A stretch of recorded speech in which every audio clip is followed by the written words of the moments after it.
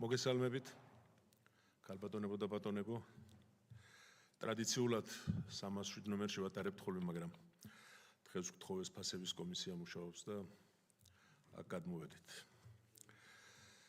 გვაქვს განსახილველი ორი საკითხი.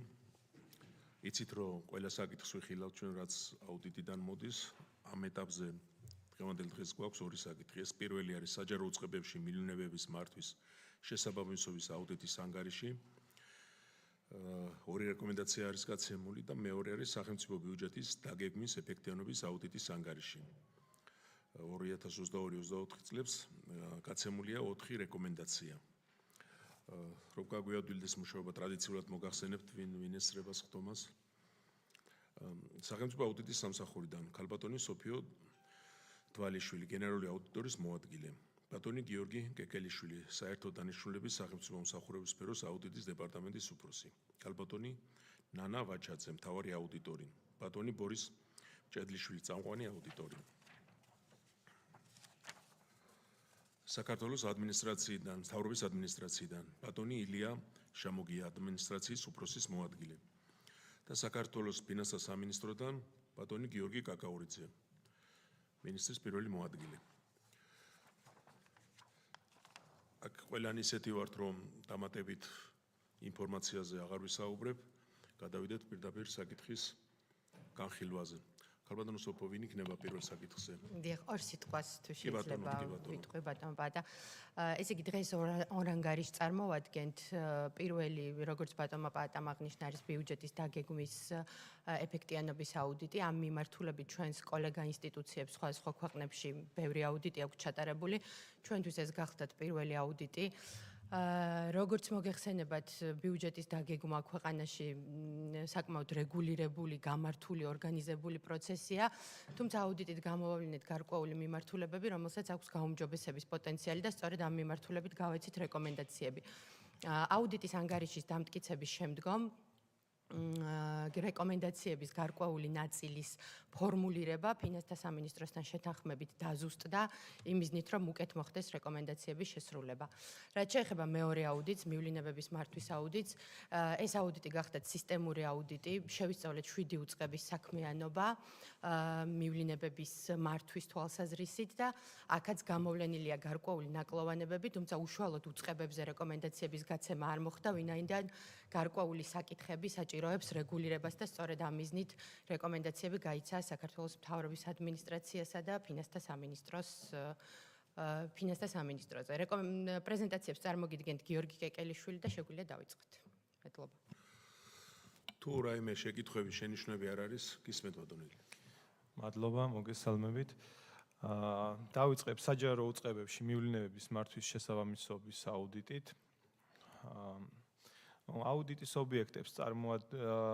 ობიექტებად შევარჩიეთ 13 სახელმწიფო უწყება, ესენი იყო განათლების სამინისტრო, სოფლის მეურნეობის სამინისტრო, ვეტერანთა სახელმწიფო სამსახური, საერთო სასამართლოების დეპარტამენტი, სოფლის მეურნეობის ლაბორატორია, მასწავლებელთა განვითარების ცენტრი, იუსტიციის სამინისტრო, სახალხო დამცველი, საჯარო რეესტრი, შესყიდვების სააგენტო, შეფასების და გამოცდების ცენტრი, ღვინის ეროვნული სააგენტო და სოფლის განვითარების სააგენტო.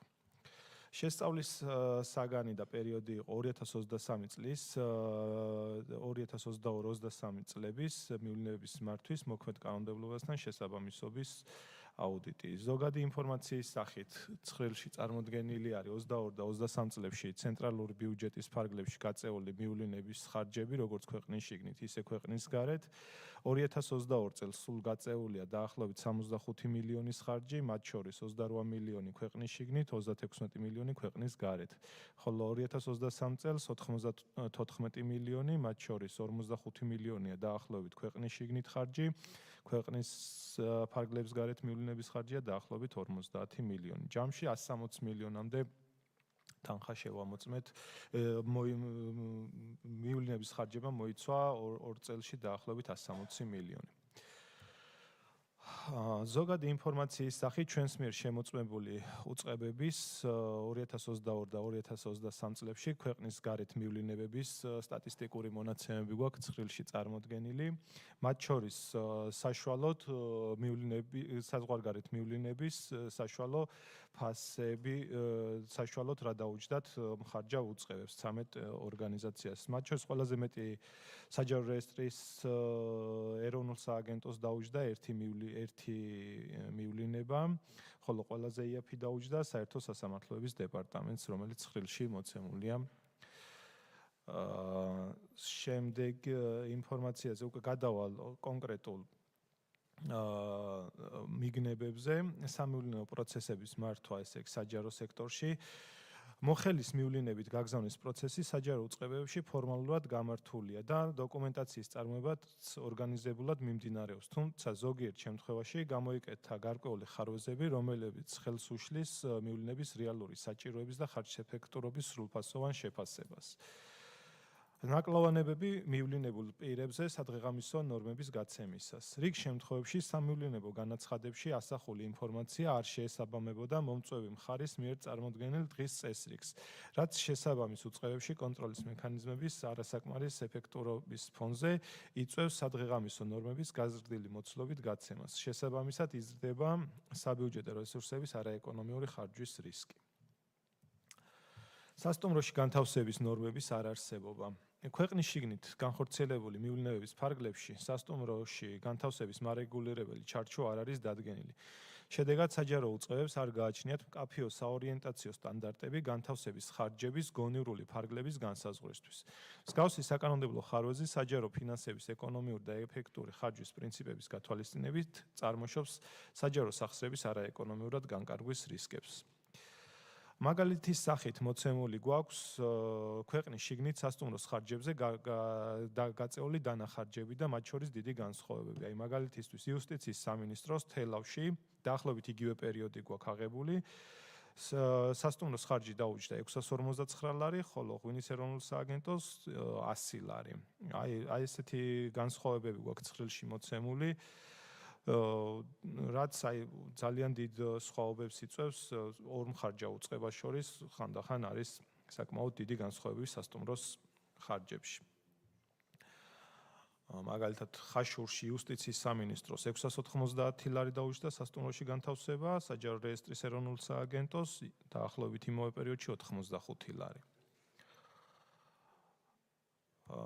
შემდეგ სასტუმროში განთავსების ნორმების არარსებობაზე კიდევ გვაქვს ერთი სტატისტიკური მონაცემი წარმოდგენილი, ესე იგი სტატისტიკის ეროვნული სამსახურის მიერ 2023 წელს 6 რეგიონში დადგენილი სასტუმრების საშუალო ღირებულება შევადარეთ ჩვენ მიერ შემოწმებული ორგანიზაციების მიერ ფაქტობრივ ხარჯებს. მაგალითად იუსტიციის სამინისტროს თბილისში სასტუმროს ღირებულება 208 ლარია განაზღაურებული, საქსტატის საშუალო ფასი თბილისში 134 ლარი იყო. მაგალითად ქუთაისში სოფლის მეურნეობის ლაბორატორიას 520 ლარია განაზღაურებული სასტუმროში, როცა საშუალო ფასი 110 ლარი იყო და ასე შემდეგ. მაგალითად იუსტიციის სამინისტროს ბათუმში 892 ლარი აქვს სასტუმროში განაზღაურებული, საშუალო ფასი 191 ლარი იყო და ასე შემდეგ გვაქვს სტატისტიკურ მონაცემებთან შედარებული. შემდეგი ნაკლოვანებები ეხება ბილეთის, ავიაბილეთების შესყიდვის პროცესს. აუდიტის შედეგად გამოვლინდა, რომ საჯარო სექტორში საზღვარგარეთ მივლინებისთვის ავიაბილეთების შესყიდვის პროცესისთვის დამახასიათებელია არასისტემური მიდგომები, რაც საბიუჯეტო სახსრების არაეკონომიური განკარგვის შესაძლებლობას წარმოშობს. აქაც თვალსაჩინოებისთვის მოცემული გვაქვს ორი სხვადასხვა უწყების შედარება ერთი და იგივე მიმართულებით ბილეთების შეძენისას განსხვავებული ფასები. მაგალითად სტოკჰოლმში დაახლოებით ერთი და იმავე პერიოდში ღვინის ეროვნულ სააგენტოს ავიაბილეთი შეძენილი აქვს 4118 ლარად, ხოლო გარემოს დაცვისა და სოფლის მეურნეობის სამინისტროს 2400 ლარად. სტამბოლში მაგალითად 2500 ლარად და იმავე პერიოდში 1373 ლარად, ჟენევაში 4135 ლარად და 1700 ლარად და ასე შემდეგ გვაქვს განხილული რამდენიმე მიმართულებით ბილეთის ფასებში მნიშვნელოვანი სხვაობების სხვადასხვა უწყებების მიერ. აღნიშნულის მიზეზად ფასებში ერთ-ერთ მიზეზად მივიჩნევთ ბილეთის შესყიდვის დროს, რაც უფრო ახლოსაა ფრენასთან ბილეთის შესყიდვა, მით უფრო მაღალია ჩვენი შეფასებით ავიაბილეთის ფასები. და ამის საილუსტრაციოდ წარმოდგენილი გვაქვს ასევე ცხრილი. მაგალითად, ლონდონში 5 დღით ადრე ბილეთი როცა შეიძინა ღვინის ეროვნულმა სააგენტომ 1700 ლარი გადაიხადა, ხოლო 1 დღით ადრე როცა შეიძინა ფრენამდე 4000 ლარი გადაიხადა. მაგალითად, განათლების სამინისტრომ 1 დღით ადრე როცა შეიძინა ნიუ-იორკის მიმართულებით ფრენა 19000 ლარი გადაიხადა, ხოლო 20 დღით ადრე როცა შეიძინა ღვინის ეროვნულმა სააგენტომ 2400 ლარი გადაიხადა. 4 დღით ადრე შეძენილ ბილეთში სეულის მიმართულებით 11600 ლარია გადახდილი ღვინის ეროვნული სააგენტოს მიერ და იმავე მიმართულებით 11 დღით ადრე როცა შეიძინა სოფლის მეურნეობის სამინისტრომ 2200 ლარი. ანუ ერთ-ერთ მიზეზად დროის ფაქტორი მოქმედებს ავიაბილეთის ფასზე, შეგვიძლია ესეც დავასკვნათ. აღნიშნულ მიგნებებზე გავეცით 2 რეკომენდაცია. ნომერი პირველი რეკომენდაცია. საჯარო ფინანსების ხარჯვის ეფექტურობის და გამჭვირვალობის გასაზრდელად საქართველოს ფინანსთა სამინისტრომ საქართველოს მთავრობასთან კოორდინაციით შეიმუშაოს და დაამტკიცოს ქვეყნის შიგნით მივლინებისას სასტუმროში განთავსების ხარჯების მაქსიმალური ლიმიტები. აღნიშნული ლიმიტები მიზანშეწონილია იყოს დიფერენცირებული ქალაქების, რეგიონების და სეზონურობის მიხედვით. ასევე შესაძლებელია დიფერენცირება თანამდებობის რანგის შესაბამისად, რომელიც მიზანშეწონილია კონკრეტულ ციფრებში იყოს გამოხატული. ნომერი 2 რეკომენდაცია. ავიაბილეთების შესყიდვის პროცესის ეფექტიანობის გაზრდის და საბიუჯეტო სახსრების ეკონომიური განკარგვის უზრუნველსაყოფად საქართველოს მთავრობამ განიხილოს ერთიანი ცენტრალიზებული მიდგომის შემუშავების საკითხი საჯარო სექტორში, რაც შესაძლებელს გახდის ავიაკომპანიებისგან მოცულობითი ფასდაკლებების მიღებას. მადლობა. მადლობთ გიორგი.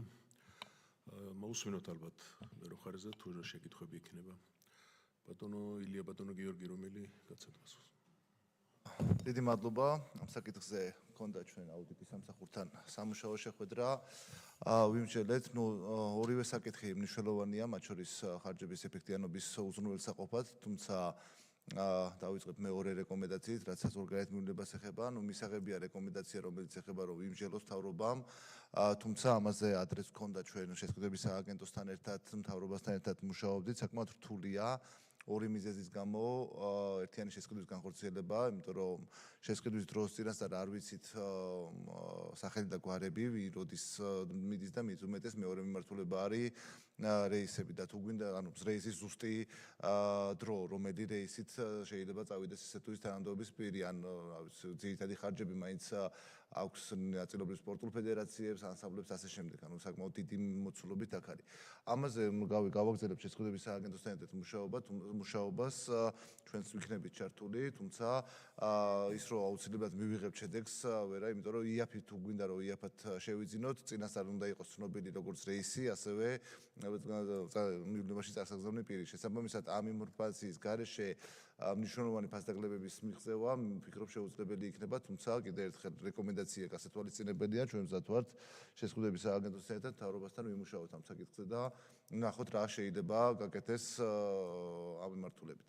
რაც შეეხება ქვეყნის შიგნით ნორმების დაცვას, აქაც მქონდა საუბარი აუდიტის სამსახურთან, აქაც ვფიქრობთ, რომ იგივე ფორმულირება უნდა იყოს, ვიმსჯელებთ ჩვენ რა ინფორმაციას მაქსიმალურად შეიძლება გქონდეს სამინისტროს სისტემაში, ასევე უწყებებთან კოორდინაციით ამოვიღებთ, წარმოადგენთ მთავრობაზე სამსჯელოთ, თუმცა დამტკიცებით ფინანსთა სამინისტრო ვერ დაამტკიცებს, მთავრობის დოკუმენტია ეს და მთავრობამ უნდა მიიღოს საბოლოო გადაწყვეტილება, აქაც მიუხედავად გარკვეული გამონაკლისებისა, რაც იყო მოხსენებაში საუბარი, ჩვენი მთავარი ამოცანა უნდა იყოს, რომ მაქსიმალურად ნაკლები ხარჯი და ეფექტურობა მქონდეს ამ მიმართულებით. ამიტომ გარკვეულ შემთხვევებში შესაძლებელია კონკრეტული ნორმის დადგენამ გამოიწვიოს ერთის მხრივ უფრო მეტი ხარჯის გაწევა, ვინაიდან იმ ნორმასთან გახდება სწორება, ან მეორეს მხრივ შეიძლება გარკვეულ შემთხვევებში რიგი უწყებები, ვისაც ხშირი აქვს მივლინება და ყველაზე მეტი მოცულობა ამაში თუ გამოყოფთ არის შინაგან საქმეთა სამინისტრო და ყველაზე მეტად მათ უწევთ ქვეყნის შიგნით მივლინებები, აქაც რაიმე შეზღუდვა არ უნდა ქონდეს. ამიტომ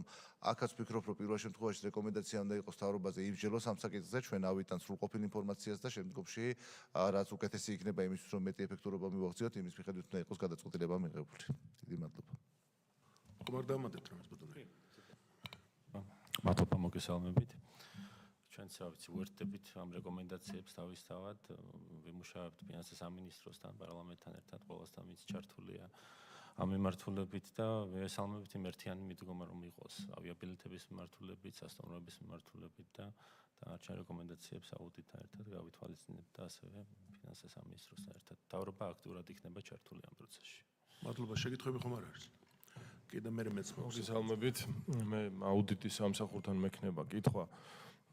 თქვენ ახსენეთ, რომ სტატისტიკის ეროვნულ სამსახურს რაღაც საშუალო ფასი აქვს გამოყვანილი ნომრების ღირებულების ქვეყანაში, ხო? და ამაზე მაღალ თანხას იხდიან საჯარო დაწესებულებები. მე ცოტა რთულად წარმომიდგენია, ქვეყნის საზღვრებს გარეთ მივლინებები ცოტა რთული საკონტროლოა. აქ როგორც ბატონმა გიორგიმ ისაუბრა, რაღაცა ზედაზღვარი ხო არ იქნება დასაწესებელი, რომლის იქითაც უკვე აღარ ექნებათ უფლება, თქვათ, საჯარო დაწესებულებებს ერთ კონკრეტულ ნომერში თანხის გადახდის რა. სხვანაირად ეხა მით უმეტეს ტურიზმი ყოველდღე ვითარდება ჩვენს ქვეყანაში. ეს ფასის მატება გარკვეულწილად ადგილების არსებობაზეა, ხო და შეიძლება ეხა მოგვინდეს ქუთაისში წასვლა, კონდეს გათვლა რაღაც დაბალბიუჯეტიან სასტუმროზე, მაგრამ დაკავებული იყოს და მოგვიწევს დიდი თანხის გადახდა. აი ეს გარემო ფაქტორები, ჩემი აზრით, გასათვალისწინებელია. ცოტა რთულად წარმომიდგენია ამ ყველაფრის კონტროლი რა. მეც დავსვამ შეკითხვას. იცით, ჩემთვის დამაკმაყოფილებელია, გასაგებია, რეკომენდაციები გაცემულია, თქვენ ზად ხართ იმუშაოთ ამ რეკომენდაციის შესასრულებლად. უბრალოდ მეც შეკითხვები მაქვს ნახეთ სასტუმროებთან დაკავშირებით. ჩვენ გვაქვს არ ვიცი მთავრობის დადგენილებით არის თუ რა საკანონმდებლო აქტით, მაგრამ კვებაზე ხო გვაქვს დადგენილი ფასები, რომელსაც ყველა ასრულებს, ეთანხმება თუ არ ეთანხმება. ბევრია თუ ცოტა არის. საზღვარგარეთ საზღვარგარეთ იყოს გინდა და ბევრ სხვა რამეზეა დადგენილი ეს ფასები და იგივე სასტუმროზედაც შეიძლება დიფერენცია მოხდეს აქ მაინტერესებდა თუ იტყოდა და თქვა თანამდებობებიდან გამომდინარე ადგილზე და გამომდინარე შეიძლება მოხდეს ამის დიფერენცია თქვა სამი კატეგორია და შეიძლება ისიც ჩაიწეროს კიდევ რომ მინისტრს კონდეს უფლება განსაკუთრებულ შემთხვევებში შეიძლება ვინერ ადგილზე აგზანი რომ იქ მეტი ღირს რომ მიიღოს გადაწყვეტილება უფრო მეტი მაგრამ რაღაც ალბათ დასარეგულირებელი არ არის ესიც ნამდვილად არ ივარგებს სადღაც 80 ხთიან და სადღაც 500 მე ამას ვამბობ მე კონკრეტული რეცეპტი არ მაქვს მაგრამ აი თავში მომივიდა როცა საუბრობდნენ რომ რაღაც დარეგულირება უნდა მოხდეს თუ სხვა რამის ხდება რაც შეეხება ავიაბილეთებს მე მასკა რომ ასე იყოს უბრალოდ გიყვებით რომ რა შეიძლება მოხდეს ავიაბილეთებს ბატონო გიორგი რატო თქვათ მაინდა-მაინც რეისი უნდა ვიცოდე და სახელი და გვარი აი თუ შეიძლება ამნაირი მაგალითად რომ არის კომპანიები რომლებიც ამაზე მუშაობს და ძალიან ბევრი არიან დიდი კომპანიებიც ყველაფერი გამოცხადდეს ტენდერი და რაღაცას მიიღებს მაგალითად რაღაც საშუალო ფასი რა არის ამ ბილეთის ან კომპანია თქვათ თურქული თუ საქართველოს რაღაცა ვიპოვოთ და თქვათ ვინც ნაკლებ 10%-ს გააკეთებს ფასდაკლებას ვიღაცა 800-ს, ვიღაცა 12-ს მაქსიმალურს რა ვინც გააკეთებს. იმას მივცეთ. და ამის შემდეგ რა ბილეთიც არ უნდა აიღოს, ვინც არ უნდა აიღოს, ვიცით საშუალო ფასი და იმას გამოაგდება ეს პროცენტი და ნახ მე ზოგადად ვამბობ რა. რაღაცა რო ავიღოთ რა, ბატონო? ხო, ვარიანტია რომ იქ საერთოდ არ შეიწეროს არც სახელი და გვარი, არც მიმართულება. რამდენი კომპანია ოპერირებს ბოლო-ბოლო. თურქულია ძირითადად ქართული და რა ჩაუნათვალი იქნება მაგ 7-8 ხო არ იქნება თუნდაც იმათზე გავაკეთოთ რომ რაღაც საშუალო ეს კომპანიები დაუკავშირდებიან გაარკვევენ რაღაც საშუალო ფასს თუ რამე ცვლილება იქნება ცვლილებაც შეიძლება შევიტანოთ და ფასდაკლებას ვინც მეც გააკეთებს მე იმასთან მქონდეს იმიტომ რომ ეს ძალიან ბევრი გამოვა ახლა იმას რა თქმა უნდა მოყვებით რომ ხანდახან არის რომ სასწრაფოდ არის გასაგზანი ვინმე და მაგაც ვერაფერს ვერ იზამ ახლა ერთი დღე უფრო ძვირი ღირს ვიდრე ერთი კვირით თუ მეტით. მაგას ვერავინ ვერ, მაგრამ თუ ჩვენ გვექნება გამარჯვებული კომპანია, როგორც მაგალითად ბენზინის შემთხვევაში არიან სხვა რამე, ის ავტომატურად დააკლებს. მე აქაც არ ვამბობ თუ რასე უნდა იყოს, მაგრამ უბრალოდ ალბათ ამ კუთხით მუშაობა არ იქნება ცუდი. კიდევ ერთხელ ვამბობ, ეს ვარიანტად თქვი. კარგი, გთხოვთ, ორივე შეკითხვა. მოდიში ბატონი ბეჟანი. მოგესალმებით კოლეგებო, მოგესალმებით სტუმრებო. გასაგებია რომ რთულია ფასებთან მიმართება განსაზღვრო ფრენების დროს. მართლაც შეიძლება ადამიანმა რაც არ უნდა იყოს, რომელიც წარმოებაც არ უნდა იყოს, რომელიც უწყებაც, მან წინასწარ გასვლა არის ხოლმე ასეთი ფორს-მაჟორები, რომ დღეს უნდა გაფრინდეს და გაიგებს დღეს. მაგრამ ამის დარეგულირებად, თქვა ჩემმა კოლეგებმა, ამითაც შეიძლება, მაგრამ მე შიდა ქვეყანაში მივლინების თემაზე მინდა გავამახვილო ყურადღება, რამადანაც აქ 100 და 600 ლარს შორის იყო, ერთში იყო ერთ და იგივე პერიოდში 100 ლარი დახარჯული, ხარჯი გაწეული სასტუმროში, მეორეზე იყო 600 ლარი. ეს წარმოუდგენელია ხა ნებისმიერ საქართველოს რომელ კუთხეში 600 ლარი დღეში წარმოუდგენელია ამ თახის დახარჯვა. ამიტომ ჩვენ როგორც ვიცი გვაქვს ნორმები, რომელიც მივლინებაში ამა თუ ქვეყანაში საზღვარგარეთ და ქვეყანის შიგნითაც არის გარკვეული თანხა დაწესებული. თუ იმის ზემდგომ იმის ზევით რაღაც თანხები ხარჯება, ამას უნდა გქონდეს განსაკუთრებული დასაბუთება და ეს კანონში უნდა იყოს, რომ შესაძლებელია, ოღონდ მას უნდა მოხდეს რაღაც გარკვეული დასაბუთება იმისა, რომ ეს აუცილებელი იყო. წინააღმდეგ შემთხვევაში უნდა განისაზღვროს ყველასთან ერთი და იგივე თანხა.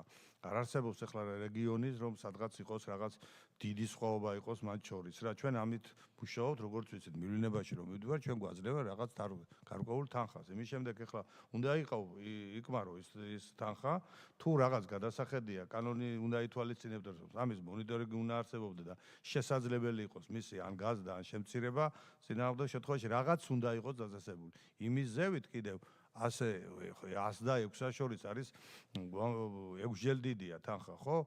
ამას ასე ის როგორ მოუნდება, ისე არ უნდა დახარჯოს. ამიტომ ამ მიმართებაში სამუშაოა მთავრობასთან, რომ შემუშავებული იყოს ერთიანი კონცეფცია თუ როგორ უნდა გასწორდეს ეს მიმართულება, მიგნებები სწორია, მაგრამ ეს მიგნებები უნდა იყოს სწრაფად გამოსწორებული, რომ უზარმაზარი თანხებია, რომელიც მივლინებაში იხარჯება და შევხედეთ და აღმოჩნდა, რომ ეს ფასთა სხვაობები საშუალოსა და მაღალ შორის ძალიან დიდია და რო გადაამრავლო დაახლოებით და გამოიყვანო ის სტატისტიკა, რაც შეიძლება გაურკვეველი თანხებს შეიყოს, კითხვი ასე პირობითად რო ვთქვა, ძალიან დიდი თანხა იქნება. ამიტომ ეს სასწრაფოდ არის მისაღები და სასწრაფოდ გადასაწყვეტი. კარგით, ჩვენ შევთანხმდით, რომ მთავრობამ ფინანსთა მინისტრმა თქვა, რომ იმუშავებს ამაზე, უბრალოდ ჩვენ გამოვთქვათ ჩვენ სურვილებს და წინადადებებს, რაზე იყო საუბარი. გთხოვთ ბატონო.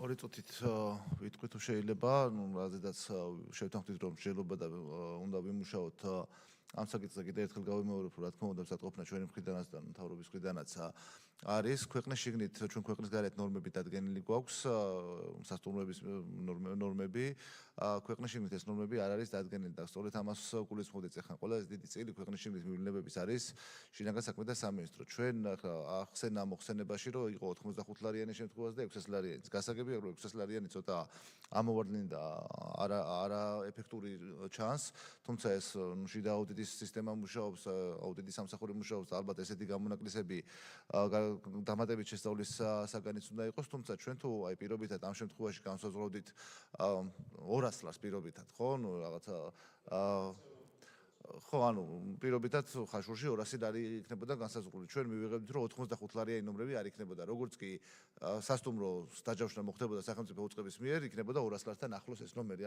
შეიძლება ამით მივიღოთ ფასების ზდაც და ამიტომ სამსჯელოა, ჩვენ ხო საერთაშორისო დონეზე არ ვართ, ეს დადგენილება არის შიდა ნორმა და იმოქმედებს ყველა სასტუმროს ეწოდინება რა გადაიხდის საჯარო უწყება, როდესაც უკეთებს და შესაძლებელია საერთო ჯამში უფრო მეტი ხარჯი გავწიოთ, ვიდრე დღეს ვწევთ. ამიტომ ამას უნდა შევხედოთ, ვიმსჯელოთ და ისე მივიღოთ გადაწყვეტილება, თორე ზოგადად რო ამ მიმართულებით უნდა ვიმუშაოთ, კიდევ ერთხელ რა თქმა უნდა თანხმდებით. იგივე ქვეყნის გარეთ მივლინებებზეც მაგ მიმართულებით გვაქვს ნამუშევარი, მე არ გამორიცხავ, რომ შესაძლებელი იყოს მსხვილ კომპანიებთან მსგავსი შეთანხმების მიღწევა, თუმცა რამდენიმე მცდელობა რა ბატონო ხო, ტენდერი, თუმცა ბევრი ოპერატორი არ არის, რომელიც ბევრგან დაფრინავს, ანუ ჩვენ გვჭირდება ესეთი ოპერატორი, რომელსაც არ არის რამდენიმე რეისი აქვს, არამედ მსოფლიოს მასშტაბით, დიდი მოცულობის რეისები აქვს. ესეთი ცოტა ოპერატორია დღეს საქართველოში და საბოლოო ჯამში ბატონო გიორგი, მე არ გულისხმობ თქვა აირზენას და იმას. ხო არის შედიხარ და სადაც გინდა იქ აიღე ბილეთს.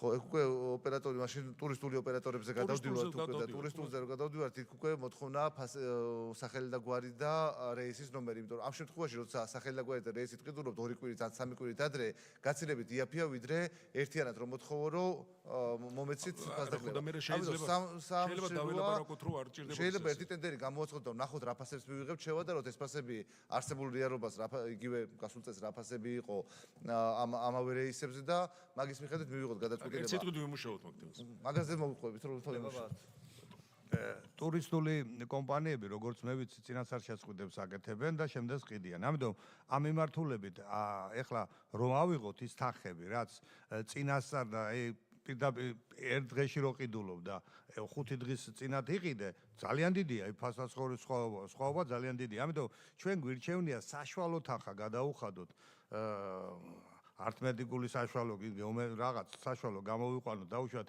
ერთი იყო 2000 და 19000 ლარი იყო სადღაც და 5 დღით ადრე 2000. ნუ უზარმაზარი სხვაობა. აქედან რაღაც ლოგიკურად შეიძლება შევთანხმდეთ ტურისტულ კომპანიებთან, რომ ჩვენთვის ყოველთვის ექნებათ ბილეთი და ის ფასები გარკვეულწილად დარეგულირდეს. იმიტომ რომ მნიშვნელოვანია ძალიან ხა 2000, 19000, 10-ჯერ დიდია თანხა. ამიტომ რაღაც ტენდერის მაგვარი ამ კომპანიებთან შეიძლება მოახერხოთ. ნუ სამუშაოა რა თქმა უნდა, ხა მე აქსიომას არ ვამბობ, რომ ასე გინდა თუ არა ასე უნდა იყოს, მაგრამ ამ მიმართულებითაც უნდა ვიმსჯელო და საშუალო გამოვიყვანოთ ისეთი, რომელიც ორივესთვის მისაღები იქნება. არ ჩვენი ქვეყანა ბიუჯეტი დაზარალდება და ის საქმე გაფუჭდება, რომლისთვისაც ის მიფრინავს იმ ქვეყანას. კარგი, მადლობა. ესე ბატონო გიორგის 80 ლარი და ეს სასტუმროზე რო ვთქვით.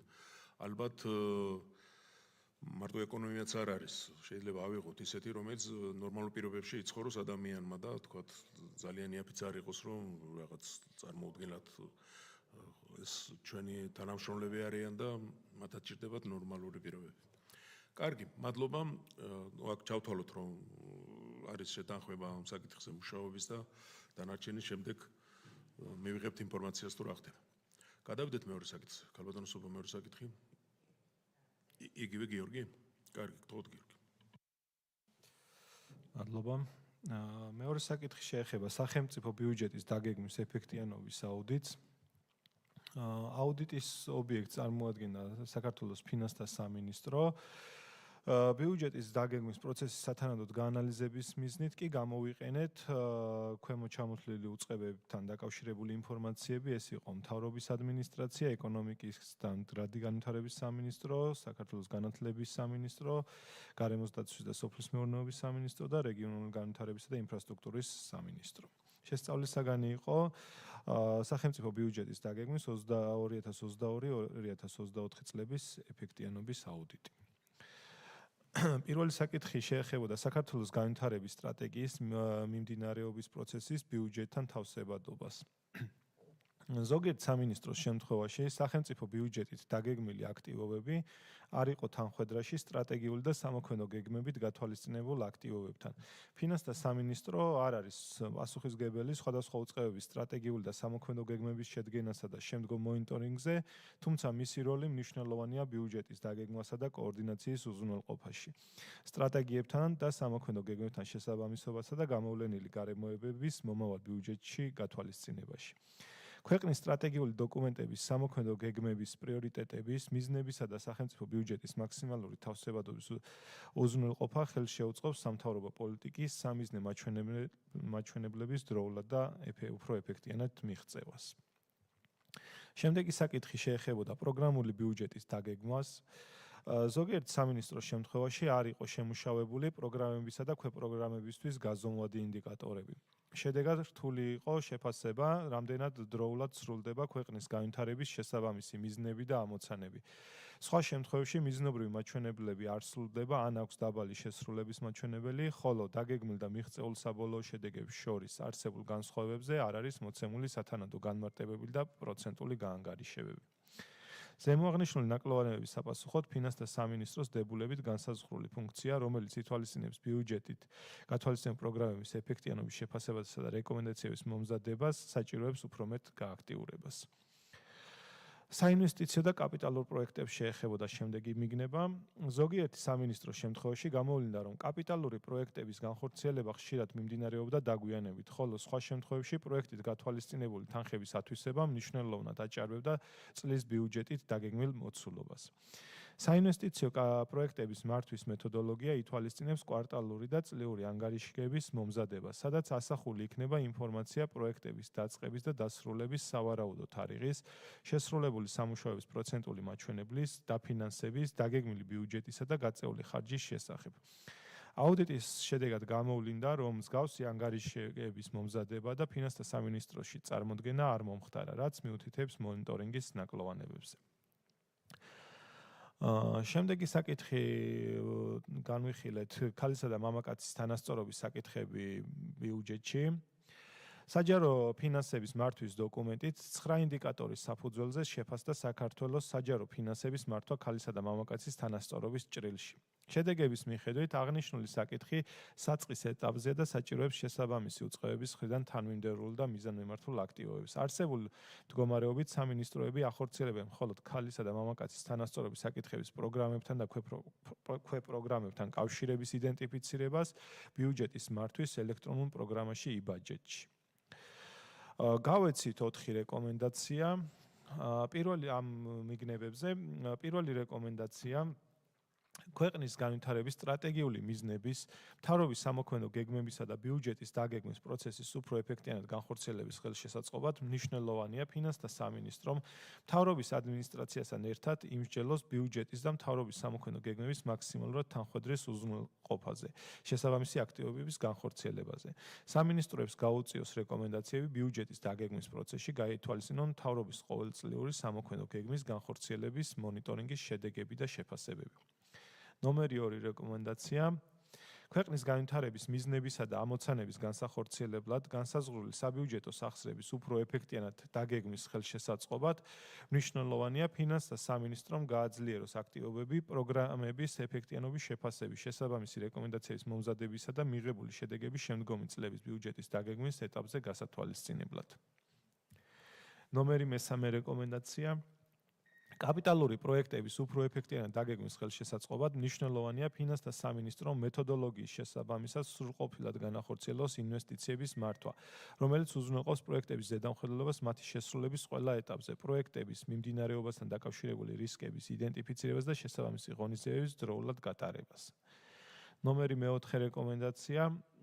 საქართველოს ფინანსთა სამინისტრომ შესაბამისი კრიტერიუმების საფუძველზე ქალისა და მამაკაცის თანასწორობის ასპექტების საჯარო ფინანსების მართვის პროცესში გათვალისწინების მიზნით უზრუნველყოს სექტორულ სამინისტროებთან კოორდინირებული მუშაობის გაძლიერება ქალისა და მამაკაცის თანასწორობის საკითხების საშუალებადიან სამოქმედო გეგმებში, საბიუჯეტო პროგრამებსა და შეფასების ინდიკატორებში ასახვის მიზნით. მადლობა.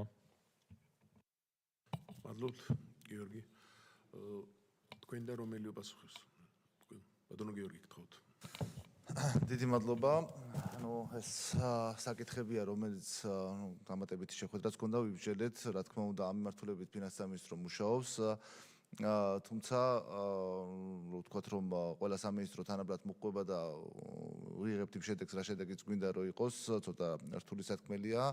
დავიწყებ პირველი რეკომენდაციით, რომელიც ეხება სამოქმედო გეგმების და ბიუჯეტის თანხვედრას. ეს კანონის ვალდებულებაც აქვს სამინისტროებს, რომ ბიუჯეტის დამტკიცების შემდეგ მათი სამოქმედო გეგმები უნდა იყოს შესაბამისობაში ბიუჯეტთან. ამიტომ ამაზე ვისაუბრეთ ჩვენ აუდიტის სამსახურთანაც და პირველ რიგში ვფიქრობ, რომ რეკომენდაციები უნდა იყოს სამინისტროებზე, რომ ამას მაქსიმალურად ყურადღება მიაქციონ. კი, ჩვენ ვითხოვთ ამას ვაკეთებთ ფორმები ითვალისწინებს ამ ყველაფერს, თუმცა ყველა უწყება ერთნაირად არ მუშაობს ამ მიმართულებით, ზოგს სხვადასხვა გამოწვევები აქვს. ამ კუთხით ამიტომ ესეთ რეკომენდაციაზე შევთანხმდით, რომელიც უფრო შესრულებადია და შინაარსობრივად უფრო სწორი იქნება, რომ რეკომენდაციები გაიცეს უწყებებზე, სამინისტროებზე და ჩვენ უკვე მომდევნო წლის BDD-ის დადგენილებაში, სადაც გაწერილია BDD-ის საშუალებადიანი სამოქმედო გეგმების მომზადების ეტაპები, ვადები, იქ გაიწეროს, რომ დამატებით რა ინფორმაცია უნდა გააკეთონ და რა უნდა უზრუნველყოს სამინისტროება. იგივე დანარჩენ რეკომენდაციებზეც, მათ შორის კაპიტალურ პროექტებზე და პროგრამების ეფექტიანობაზე, ასევე ქალთა და მამაკაცთა თანასწორობაზე, აქაც ძირითადი რეკომენდაციების ნაწილი უნდა იყოს სამინისტროებზე, ვფიქრობ, ვინაიდან ფორმა აძლევს საშუალებას ვითხოვთ ამ ინფორმაციას, მაგრამ ფინანსთა სამინისტრო დამეთანხმებით, რომ ვერ დაწერს ყველა პროგრამაზე ქალის და მამაკაცის თანასწორობის ასპექტებს ამა თუ იმ პროგრამის მიმართულებით. ეს არის შესაბამისი უწყების, შესაბამისი პოლიტიკის განმახორციელებელი უწყების დასაწერიდან ჩვენ შეიძლება გარკვეული მოსაზრებები შევიტანოთ, რაღაცა დავაკორექტიროთ, მაგრამ სრულყოფილად ჩვენი მხრიდან ამის დაწერა ვფიქრობ შეუძლებელი იქნება. ამიტომ აქაც რეკომენდაციები ჩვენთან ერთად ალბათ სამინისტროებს უნდა გქონდეთ და შესაბამისად ერთობლივად ვიმუშაოთ, რომ ეს დოკუმენტები კიდევ უფრო მაღალ ხარისხზე ავიყვანოთ. დიდი მადლობა. მადლობთ, შეკითხვები. მე მაქვს ბატონო გიორგი, სამინისტროებს ჩვენ გავგზავნით, ჩვენ ხო ვაგზავნით, არ არის პრობლემა, მაგრამ იქ ხარჯველები ხო არა მარტო სამინისტროები არიან, უწყებები არიან და როგორ ფიქრობთ, როგორ უნდა განისაზღვროს, ვინ უნდა იყოს მიღები ამის. ერთი და მეორე, ბატონო ილია, მთავრობის ჩართულობაც ერთია გაგზავნა, მაგრამ ვიღაცა მთავრობიდან უნდა მიაქციოს ყურადღება. ანუ ძალიან მარტივ რაღაცაზეა საუბარი. დეკემბერში იღება სამოქმედო გეგმა, დეკემბერში იღება ბიუჯეტი. ერთმანეთისგან განსხვავდება. არა ლოგიკურია შეიძლება რამეს კი არაფერს აფუჭებს, მაგრამ უბრალოდ სულ არ მივიღოთ ის ჯობია მაშინ. ბიუჯეტი არა, სამოქმედო გეგმა. ბიუჯეტი რომ მივიღოთ არ გავ. კი ბატონო, რაც შეეხება სხვა უწყებებს, ძირითადად სამოქმედო გეგმებს რაც შეეხება და მათ შორის პროგრამების განხორციელებას 99% შემთხვევაში არიან სამინისტროები, ანუ ხარჯავით დაწესებულებები რიგითი, ანუ რომელიც სამინისტროების ქვეშ არ არიან, ისინი მნიშვნელოვანი პროგრამების განმახორციელებელი და არც დიდი სამოქმედო გეგმები არ აქვს, თუმცა ჩვენ ესეთ რაღაცაზე შეგვიძლია შევთანხმდეთ, რომ თქვენი რეკომენდაციები იყოს უწყებებზე და ეს უწყებებმა იცოდნენ, რომ მათი გასაკეთებელია და არ არის ფინანსთა სამინისტროს გულისთვის არ აკეთებენ ამას, ეს არის მათი საქმიანობის ნაწილი და ეს რეკომენდაცია იყოს და ჩვენ ამავდროულად 2028-31 წლების BDD-ის დოკუმენტს რო შევიმუშავებთ, რომელიც 1 მარტამდე ყოველწლიურად დგინდება, იქ ჩავწერთ ამ რეკომენდაციის შესაბამისად, რომელმა უწყებამ დამატებით რა უნდა გააკეთოს და იქ ხარჯავით დაწესებულებებიც არის და მუნიციპალიტეტებიც არის მათ შემთხვევაში უკვე და აქ უკვე შეგვიძლია რომ ეს რეგულაცია შემოვიტანოთ იმ დოკუმენტში დამატებით. მიუხედავად იმისა, რომ კანონისფერი ვალდებულებები არსებობს ამაზე. გასაგები. მაშინ გალბატონო სოფო, ფინანსთა სამინისტროსთან ერთად, მაგრამ თქვენ შესწავლილი გაქვთ, აი ეს უწყებები სამინისტროების გარდა, რომელსაც შეიძლება შეეხოს და მნიშვნელოვანია, რომ რეალურად აცდენილია ამ სიტუაციას, იქნებ მოგვაწოდოთ ერთობლივად თქვენც მიწერეთ და ჩვენც მიწერთ. ასე შევთანხმდეთ მაშინ. კარგი, სხვა შეკითხვა შენიშნა თუ არ არის, მაშინ ამით დავასრულოთ. დიდი მადლობა ყველას მობრძანებისათვის, მუშაობისათვის. მადლობა.